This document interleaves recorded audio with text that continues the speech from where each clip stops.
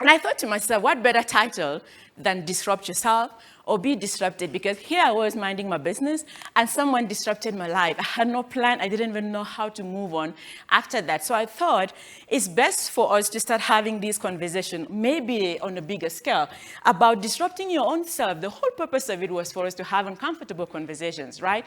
Bring people to that point where you are asking yourself uncomfortable questions. Can I be replaced by a robot or a software system? That's a difficult question to face. Can what you're currently doing at work be done by a machine? These are difficult questions to ask yourself. Are you still going to be relevant in the next 5 to 10 years? These are questions to ask yourself. How is technology changing my industry? Do I need to start thinking or moving to another industry perhaps? How can I leverage new technologies to remain relevant? What are the opportunities in this digital era? What are the skills of the future? How do I raise my kids differently to prepare them for the future? What I'm currently studying in school, by the time I graduate, will it still be relevant for the marketplace? These are important questions that I wanted us to start having. And today we're going to answer some of these questions, right? And we start with skills of the future. According to the World Economic Forum, these are the top skills of the future, beginning now up to 2025, and who knows, maybe up to the 2030s.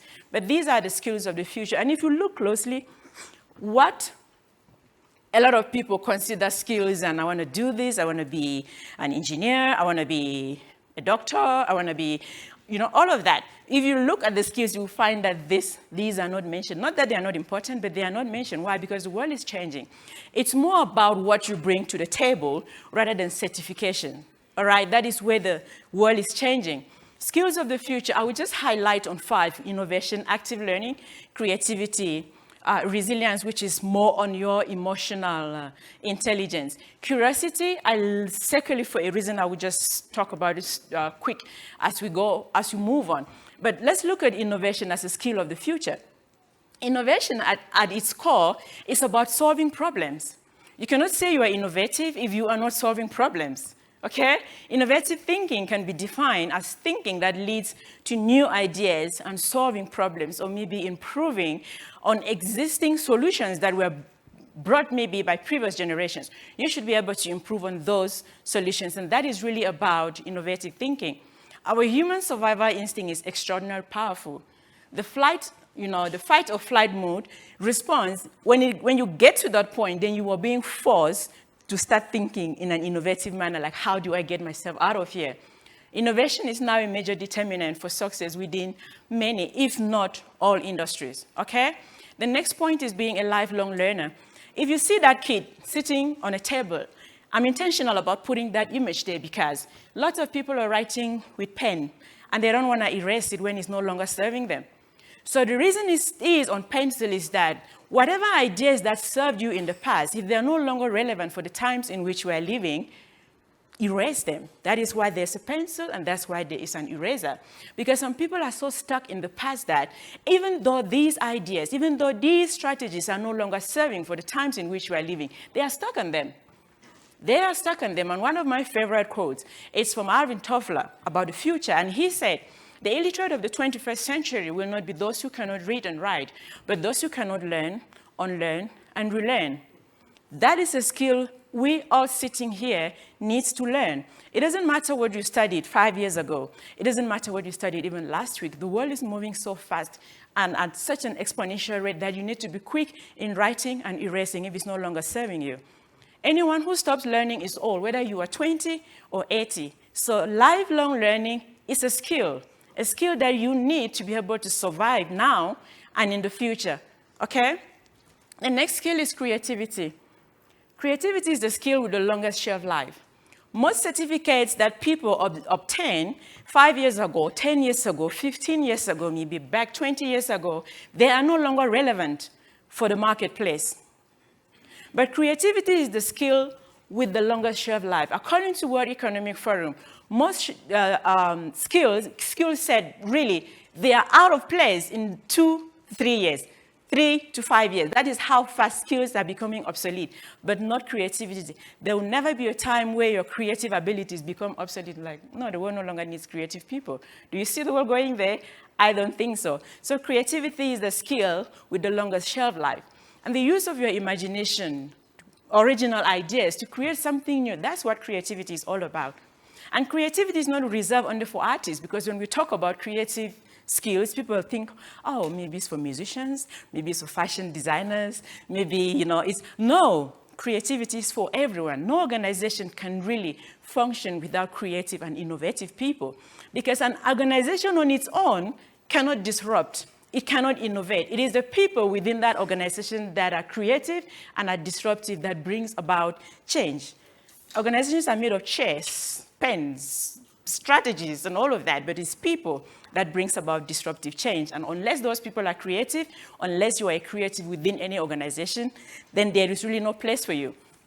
Creativity and innovation, they don't come from what school taught you, all right? So you don't go to class tomorrow and like, I think we need to have creativity today as a subject.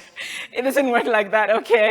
It really doesn't work like that. It comes from new ideas and problems in your community, problems in your life, problems you're facing almost every day. When you avail yourself to solve those problems, that's when your creative juices start flowing, okay? Creativity comes from your personal experiences and your interaction with people and the environment around you. Unless you've been put in a difficult situation, you might not even know how creative you are unless you face up to that challenge.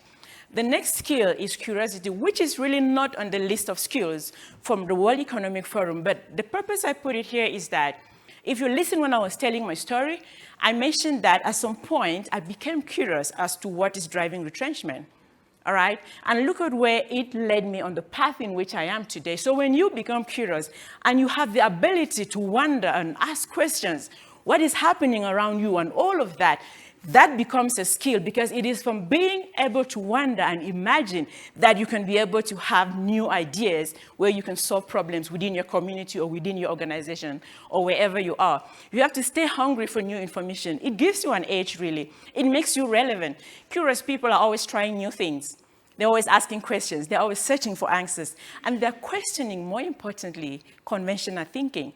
Are you the one that maintains the status quo? Or you're the one that questions conventional thinking?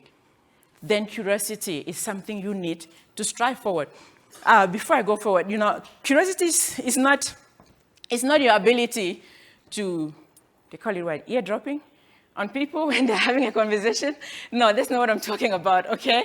If people are doing that thing, let them do that thing, mind your business. That's not the kind of curiosity I'm talking about. When now you want to, what are your friends are talking about? What's happening there? No, that's not curiosity, okay? That's not the type of skill I'm talking about. And the next point is emotional intelligence, which I believe is very, very important for the future of work. A lot of people sitting here are very smart. You might be the top of your class. You might be the employee of the year. You might be perfect when it comes to your intellectual capacity. But emotional intelligence is one of the skills listed by the World Economic Forum as one of the main skills for the future of work, okay? Are you self-aware? Some people have no clue how they come across. They just think I'm perfect. You're not. Some people lack empathy. Some people lack motivation, They're not able to self-regulate. Some are lacking in social skills, and those are skills that all encompass within your emotional intelligence. And what is emotional intelligence, really? It is a measure of your ability to maintain peace with others, keep to time, be responsible, be honest, respect boundaries, be open, genuine, and considerate. It is also the ability for you to manage your emotions and the emotions of other people. What do I mean by that? You might be able to regulate yourself. You might be able to, regulate your own emotions. But if you are not able to regulate or to manage the emotions of someone else, there will still probably be a lot of chaos around you and a lot of misinterpretation. For example, if someone is just being unnecessarily mean to you, how do you handle that? If someone is just being disrespectful to you for no apparent reason, how do you handle that? Do you fight fire back with fire? How you handle that determines your level of emotional intelligence. Note, it is not about you scoring top in your class. Are you able to work with people? Are you able to work in a team? Are you able to diffuse a situation that could have escalated because of the capacity you have in your emotional intelligence bank account? Can you do that? If you're able to do that, then the future truly belongs to you. There are people that are very competent in what they do. They have their technical skills are on point. But these people are a pain to work with. Anyone ever experienced something like that? Might be in school, at work, wherever. They are just people that are difficult to work with. People usually get hired, for their technical skills. But most of the time, people get fired for lack of soft skills or lack of their ability, to have emotional intelligence and things like that. Hence the quote, hire character, train skills. That's all organizations can do. Nobody can train your character. That is why it's something that you have to work on it. You have to decide, I want to be a friendly person. If you look at most of the valued soft skills, it's about friendliness, right? You decide on your own, I want to be someone that I want to be approachable. I want to be someone that's easy to work with. I want to be someone that people are comfortable around. It's a personal decision. No teacher can teach you that. Nothing else can teach you that. It's something you decide on your own. And that is why organizations, they cannot look for people that are just misbehaving and think that they can change them, maybe with pay and position, and no, they will just become more and more difficult as they climb the corporate ladder. So rather, look for people that are already working on themselves and train them if they are lacking in certain skills. Because the future truly belongs to those who can combine their technical skills, their soft skills, and that is really the ultimate alpha skill. We look at soft skills versus hard skills, all right? Soft skills are learned through schooling. Hard skills are learned through schooling. Like I already mentioned, soft skills cannot be taught in that way. Soft skills tend to come from life experiences rather than academic institutions. Soft skills are traits that makes you a good person, a good worker, a good friend, just be someone that is easy to work with, okay? You have to influence hearts and minds in order to win in this era. There are some people that hate Monday, not because they hate their job.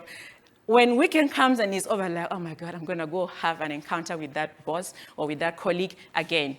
That is the reason some people do not like Monday. Are you that type of a person where people are terrified of coming into the office because they don't want to deal with you? Are you that type of a student where your classmates are terrified of coming to class the next day because they don't want to deal with you? Are you a bully? You have no place in the future if that is who you are. So these are skills that you need to start working on your own. No school is going to teach you that. It doesn't pay to be a bully who is making everyone else around them miserable. Yes, I have a responsibility on how I will react to your disrespect. But when are you going to become an actual human being who respects others? I might be the bigger person who keeps taking it and taking it and taking it. But for how long are you going to keep doing that to another human being? It is time to work on your soft skills, understanding that this is really what keeps you in the job, and this is really what opens more opportunities for you. It is not just about how good you are in regards to your technical skills. As we move forward, we're talking about STEM, science, technology, engineering, mathematics.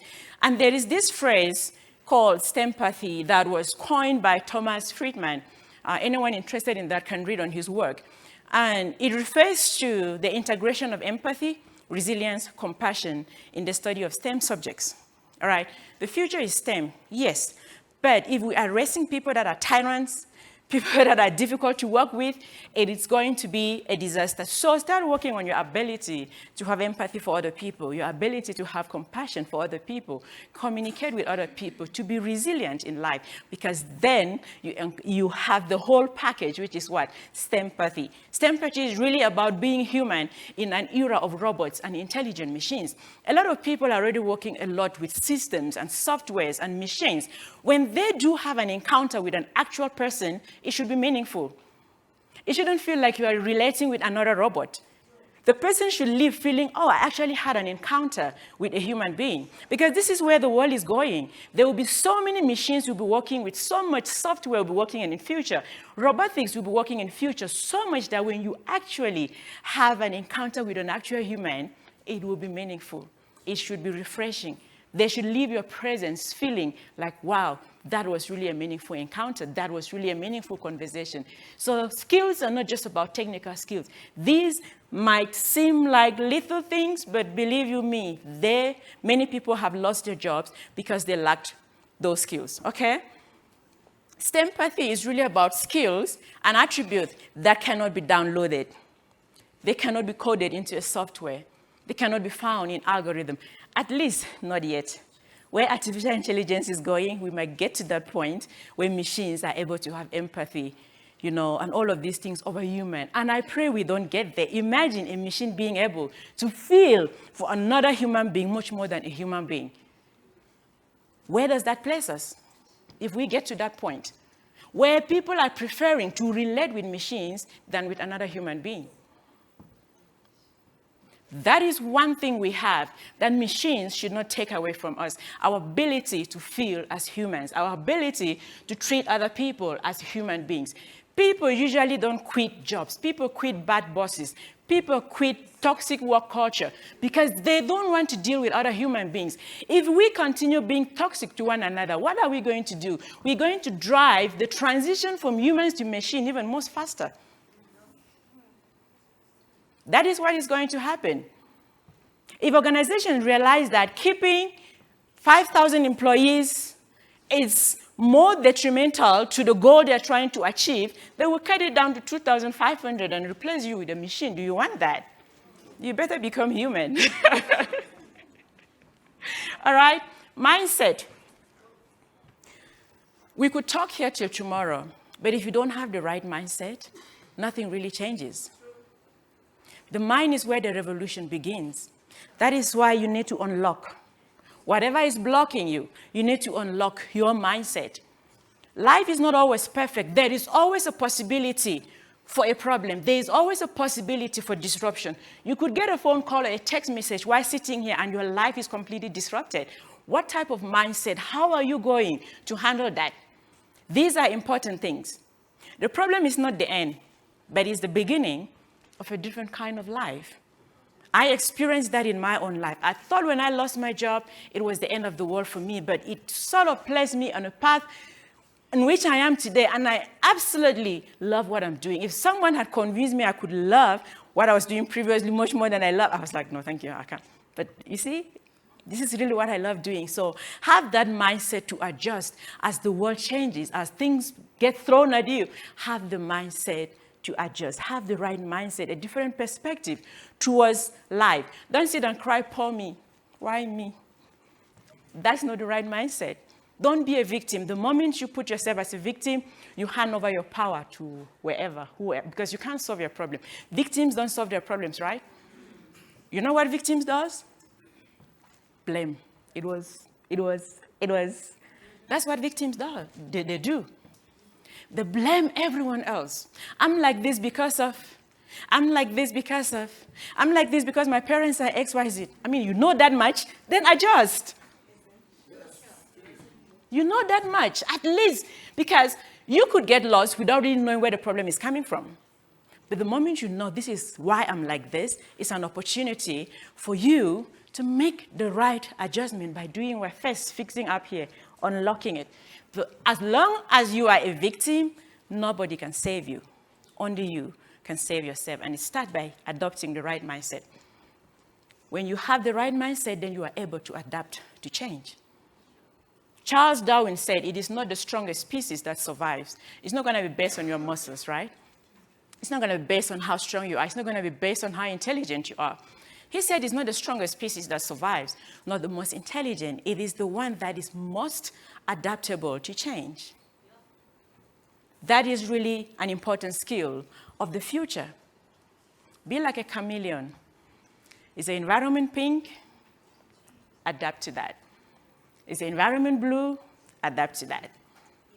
It is a skill we need to learn to remove ourselves from that whole mindset of being victims.